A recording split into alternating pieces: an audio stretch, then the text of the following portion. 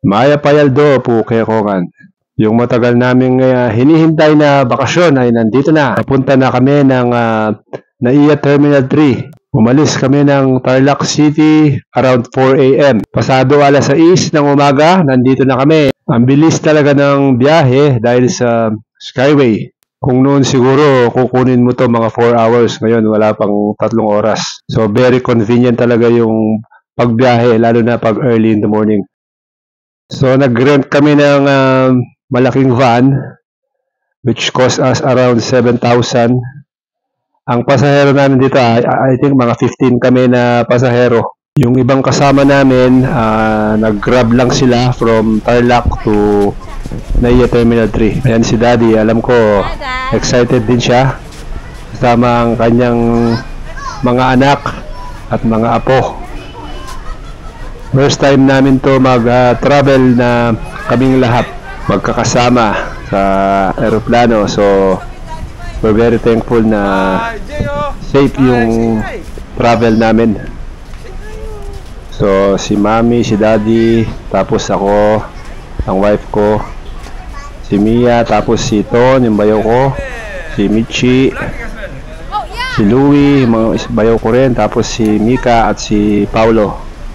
Tapos yung mga bata, ang sa akin, si Basti, si Joakim, tapos ang kay Mia, si Christoph, si Sensen, si Tenten, and then kay Mika, apat yung anak niya, si Ate Jam, si Paula and Pauline, yung kambal, tapos si JM, tapos si Michi, si Chloe.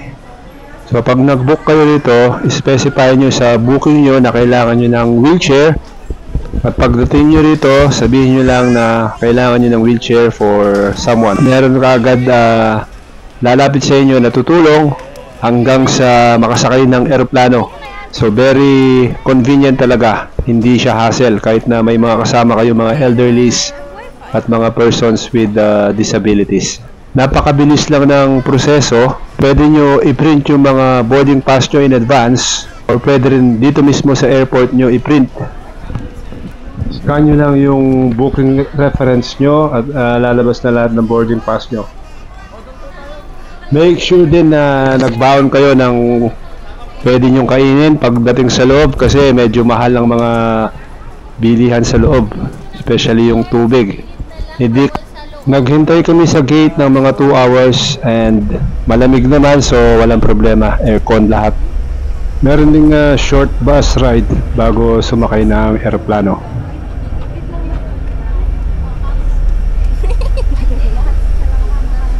Pasakay na kami ng eroplano.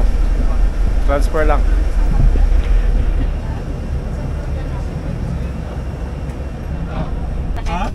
Ilang sandali lang ay nakaupo na kami lahat. Naghihintay na lang ng take-off. Please be informed that the Philippine government has officially declared the lifting of the COVID-19 public health emergency status. Malapit na ang take-off.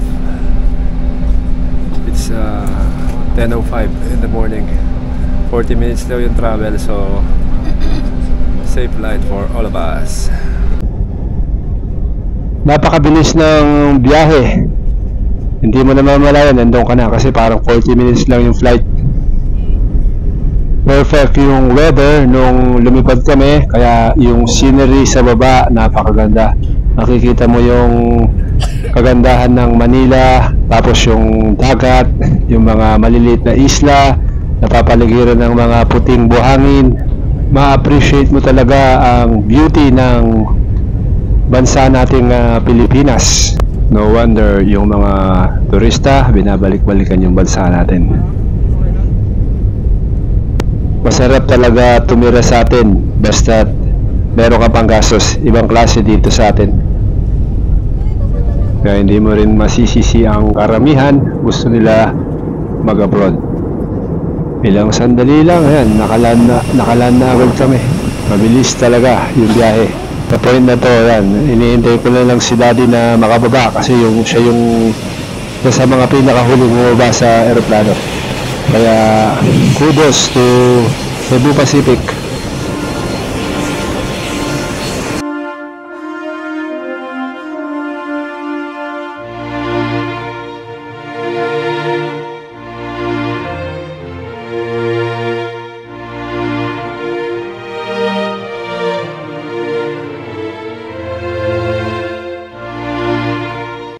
Ang bilis lang, nandito na kami sa Caticlan Airport. So, kinuha namin yung standard Boracay transfer. Nagbayad kami ng parang 1,100 each. Tapos, mas mahal ng 200 pesos pagka foreign passport ang gamit mo. Yan. Tumutulay na kami sa floating bridge. Hindi ko alam ang tawag dito. So, tinulungan kami ng porter hanggang sa makaabot ng bangka si Daddy, hanggang sa makasakay siya. So, yun, hindi yan hihingi sa inyo. So, kayo nang bahalang magbigay dahil nakikita nyo naman kung gaano kahirap yung ginagawa nilang trabaho. So, sa porter na tumulong sa amin, maraming salamat po sa inyo.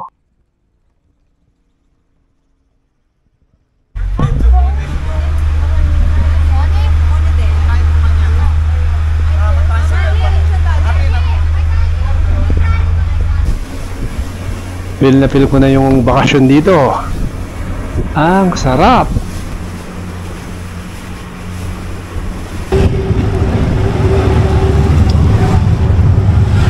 How are you, Joe? Very sweaty but enjoying. Yes, after getting into a plane, we walk to the bus station. Napakaraming transfer. Yes. So, ito na yung huling ride natin bago makarating ng hotel. Mainit ang panahon, so expect nyo na pagpapawisan kayo.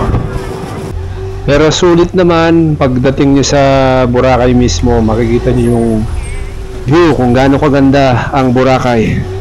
So, dito kami nag-check-in sa La Carmela de Boracay. Mag-stay kami rito from Friday. Tapos check out kami ng Sunday noon. So kasama na yung breakfast dun sa babayaran nyo. So meron kang breakfast for 2 days actually. And buffet ito.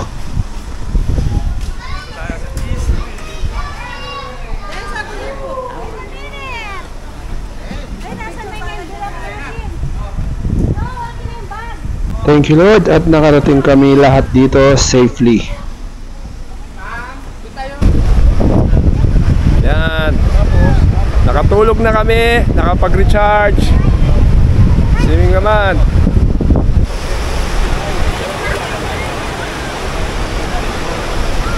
Maganda yung panahon, hindi malamig, hindi rin mainit. Sakto lang. Bago nga pala kami nag-swimming, nag-lunch kami sa Andox. So expect nyo na yung babayaran nyo mas mahal kaysa sa presyong normal. Dahil syempre alam nyo na, Boracay ito. Nagbiyahe pa lahat ng ingredients para lang makapunta rito. Kaya mahal. Sa sandaling ito ay ibang klaseng kasiyahan ang nararamdaman ko dahil ito yung pinakahihintay ko nung nasa UK pa kami. Ang magkasama-sama kami, kasama si Mami at si Daddy. Medyo ninenervyos din ako kasi hindi ko alam kung makakasama si Daddy dahil sa kondisyon niya at the moment. Pero sa awa ng Diyos, ayan, nandito na kaming lahat. Happy, making good memories for all of us.